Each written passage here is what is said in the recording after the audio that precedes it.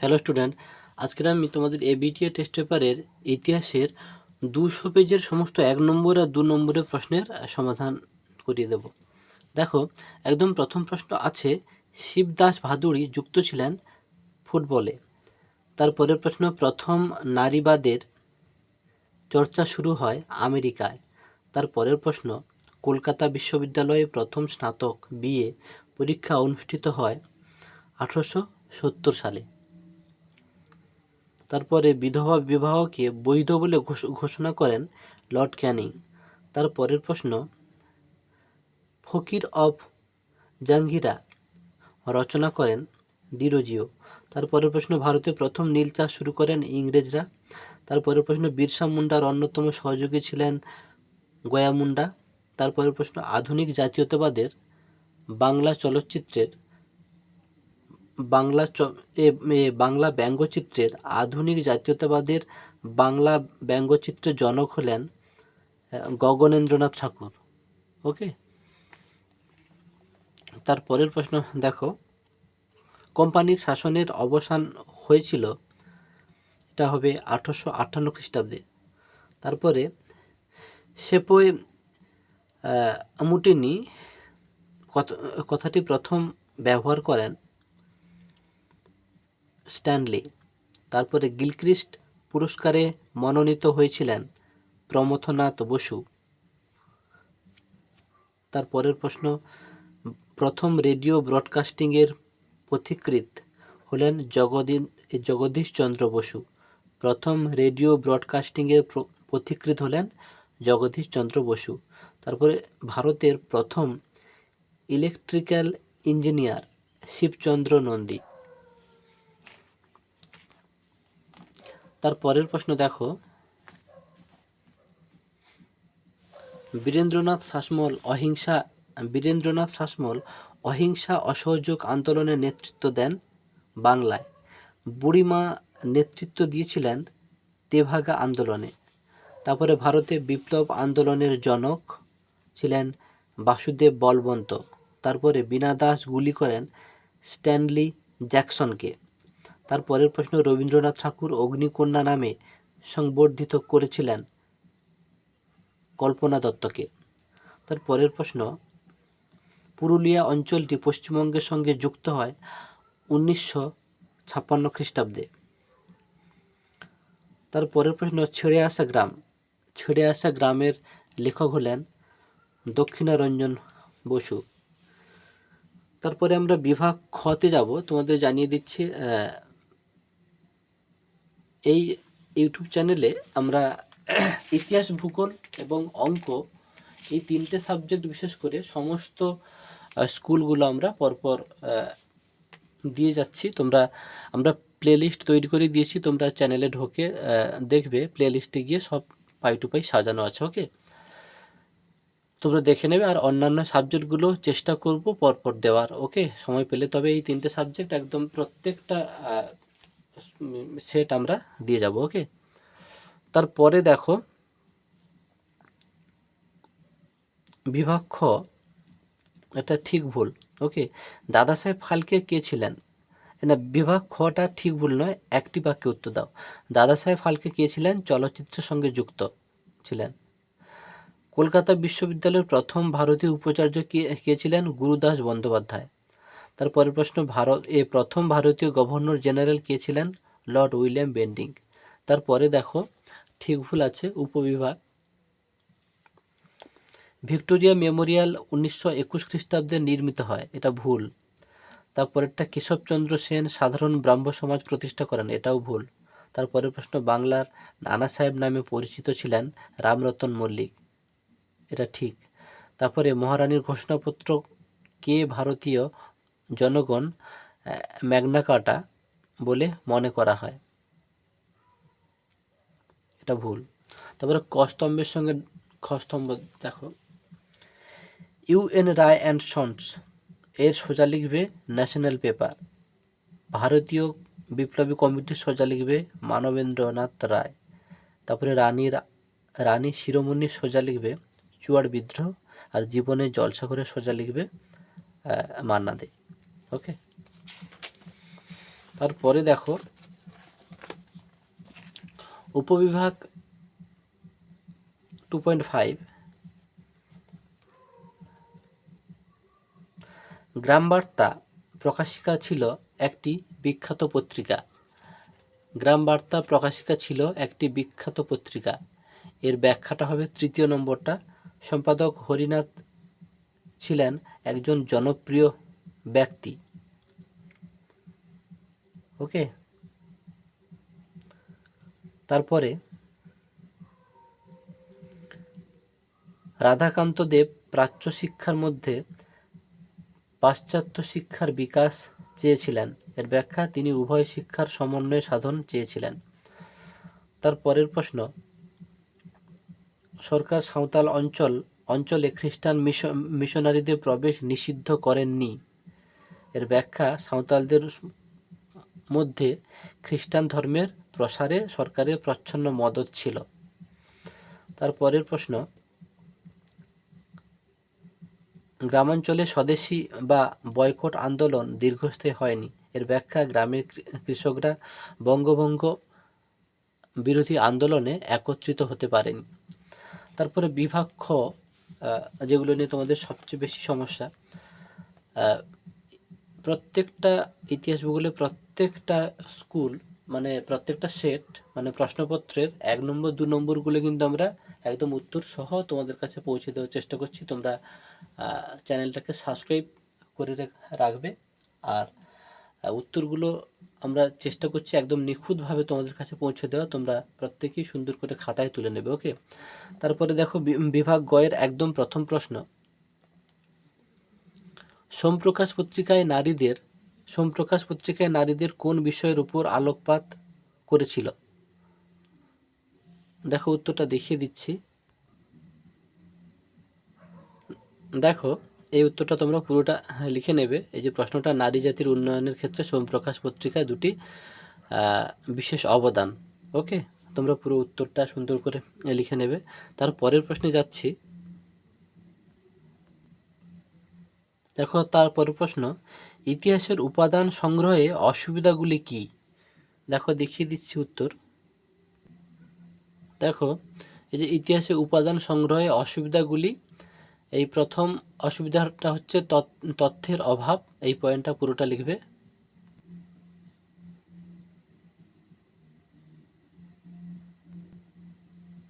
তারপরে দেখো এই দ্বিতীয় পয়েন্টটাও দেখিয়ে দিলাম, তোমরা খাতায় সুন্দর করে তুলে নেবে। ওকে, এই দুটো পয়েন্ট লিখলেই হবে। ঠিক আছে, চলো তার পরের প্রশ্নে। দেখো তার পরের প্রশ্ন, হুতুম প্যাঁচার নকশা গ্রন্থে বাবু সম্প্রদায়ের উপর কিভাবে আলোকপাত করা হয়েছে? হ্যালো, এর উত্তরটা দেখো দেখিয়ে দিচ্ছি। দেখো এই যে হুতুম প্যাঁচার নকশা মাধ্যমে কলকাতার বাবুদের সম্পর্কে কি জানা যায়? হলো এই উত্তরটাই, এই যে বাবু সম্প্রদায়, এই উত্তরটা তোমরা পুরোটা সুন্দরভাবে তুলে নেবে। ওকে, তার পরের প্রশ্নে চলো। তার পরের প্রশ্ন দেখো, এই যে 3 আইন কি? এই উত্তরটা দেখিয়ে দিচ্ছি। দেখো দেখো এই যে 3 আইন, এই যে 19 শতকে বাংলায় সমাজ সংস্কার আন্দোলনের জোয়ার এসেছিল। রাজা রামমোহন রায় ও তার প্রতিষ্ঠিত ব্রাহ্ম সমাজের আন্দোলন এ সময় বিশেষ সাফল্য লাভ করেছিল। পরবর্তীকালে কেশবচন্দ্র সেনের উদ্যোগে ব্রাহ্ম সমাজের আন্দোলনে গতির সঞ্চার হয়েছিল। তারপরে এই 3 আইন, এই 3টে পয়েন্টই মেন উত্তর। তারপরে পয়েন্টগুলো দেখিয়ে দিচ্ছি। তবে পুরো নম্বর পাওয়ার জন্য একদম প্রথম থেকে শেষ পর্যন্ত লিখবে, হলো 3টে পয়েন্ট লিখবে। আর যখন যদি সময় না থাকে শুধুই 3টে পয়েন্ট লিখে দেবে। এটাই যে 1 নম্বর পয়েন্ট, তারপরে 2-3 পয়েন্ট দেখিয়ে দিচ্ছি। দেখো এই টোটাল মোট 3টে নয় 2টো পয়েন্ট আছে। এত দূর পর্যন্ত তোমাদের লিখতে হবে। হলো, কেশবচন্দ্র সেনের সক্রিয় আন্দোলনের ফলে ব্রিটিশ সরকার 1872 খ্রিস্টাব্দে একটি আইন পাশ করে, এটি 3 আইন নামে পরিচিত। ওকে, তারপরে 3 আইন পাশের ফলে বাল্যবিবাহ, বহুবিবাহ নিষিদ্ধ এবং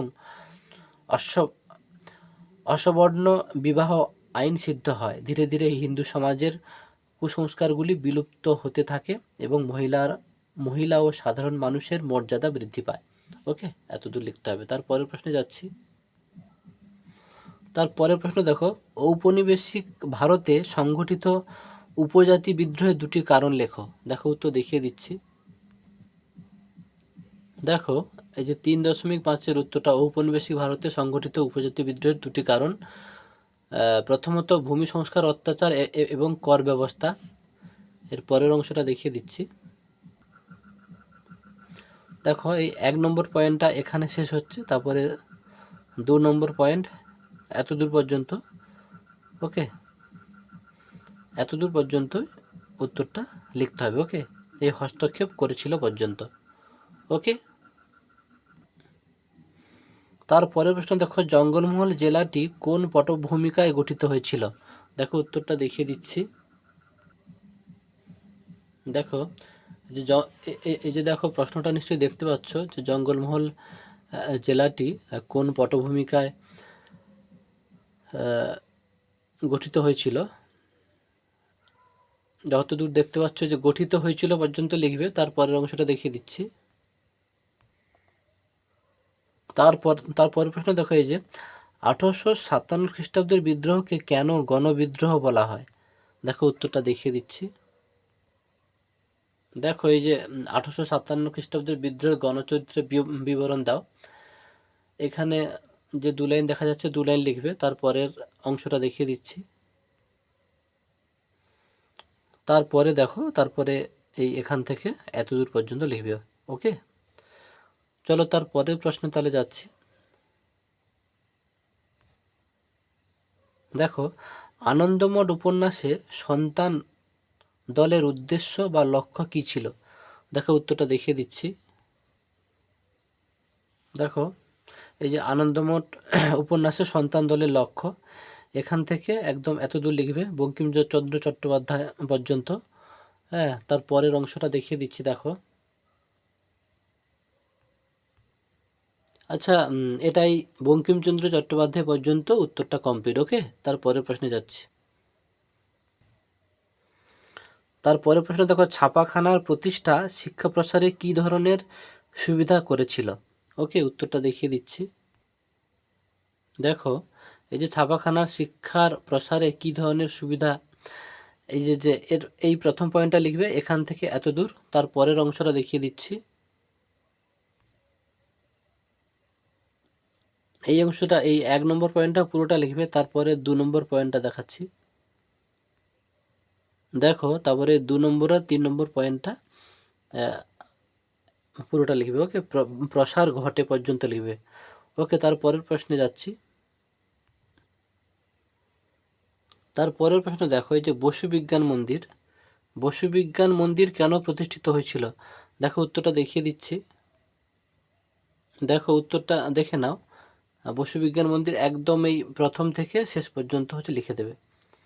ওকে, আবারও বলছি, যখন সময় একদম ধরো শেষ মুহূর্তে যদি সময় না থাকে, তখন এই শুধুমাত্রই 1, 2, 3 হলো, এই 3 নম্বর পয়েন্ট পর্যন্ত লিখবে যখন সময় না থাকলে, কিন্তু না হলে কিন্তু পুরোটাই লিখতে হবে ফুল নম্বর পাওয়ার জন্য। ওকে, তারপরের প্রশ্নে যাচ্ছি।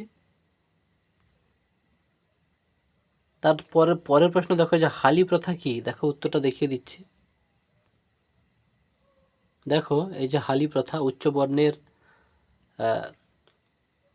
উজালি পরাজদের জমিতে নিম্ন বর্ণের ভূমিহীন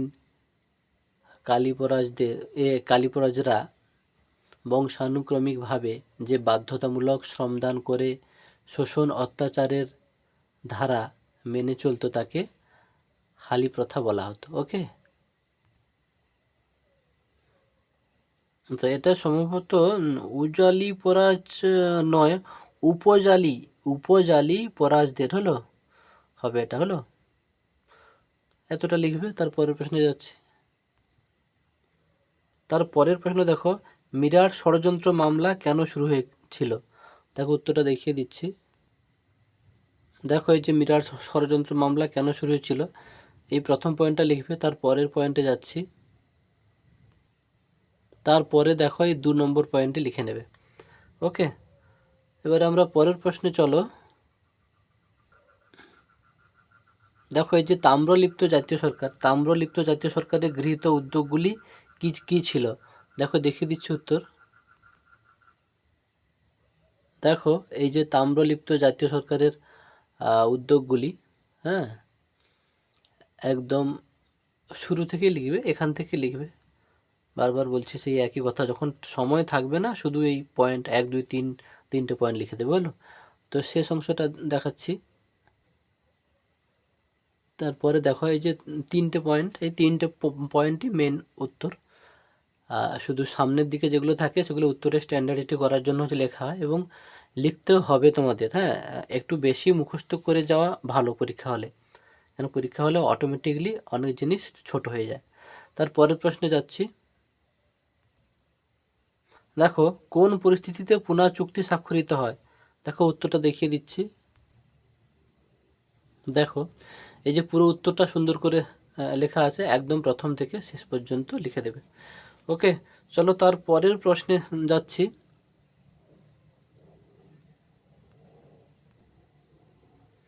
দেখো এই যে কোন কোন প্রেক্ষাপটে রাজ্য পুনর্গঠন কমিশন গঠিত হয়? হলো 3.15, এই উত্তরটা দেখিয়ে দিচ্ছি। দেখো দেখো এই উত্তরটা একদম তোমরা পুরোটা প্রথম থেকে লিখবে, আমি তারপরে শেষ অংশটা দেখিয়ে দিচ্ছি। ওকে, চলো শেষ অংশে যাচ্ছি।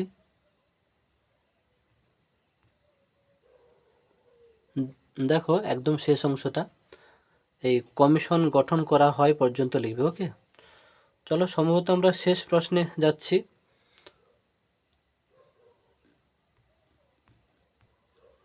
তারপরে শেষ প্রশ্ন, দেখো কোন পরিস্থিতিতে সরকারি ভাষা আইন পাস হয়? দেখো উত্তরটা দেখিয়ে দিচ্ছি। দেখো একদম শেষ প্রশ্নের উত্তরটা একদম প্রথম থেকে 1956 খ্রিস্টাব্দ, ওইখান থেকে মানে একদম এখান থেকে এত দূর পর্যন্ত লিখে দেবে। ওকে, চলো আজকের পর্যন্ত আজকের মতো এখানেই শেষ। আমরা পরের ভিডিওতে চেষ্টা করব পরের স্কুলগুলো দেওয়ার। আর তোমাদেরকে শুরুতেও বলছি শেষেও বলছি, তোমরা চ্যানেলটিকে সাবস্ক্রাইব করে রেখো। আর চ্যানেলে গিয়ে তোমরা প্লে লিস্টে যাবে, প্লে লিস্টে গেলে দেখবে প্রত্যেকটা ইতিহাস, ভূগোল আর ম্যাথ, এই তিনটে সাবজেক্ট সমস্তগুলো পরপর সুন্দর করে সাজানো আছে। ওকে, তো প্লে লিস্টে গেলে তোমাদের খুঁজতে অনেক সহজ হবে। আশা করি তোমাদেরকে সমস্ত উত্তর খুব তাড়াতাড়ি পৌঁছে দিতে পারবো। চলো এই পর্যন্ত।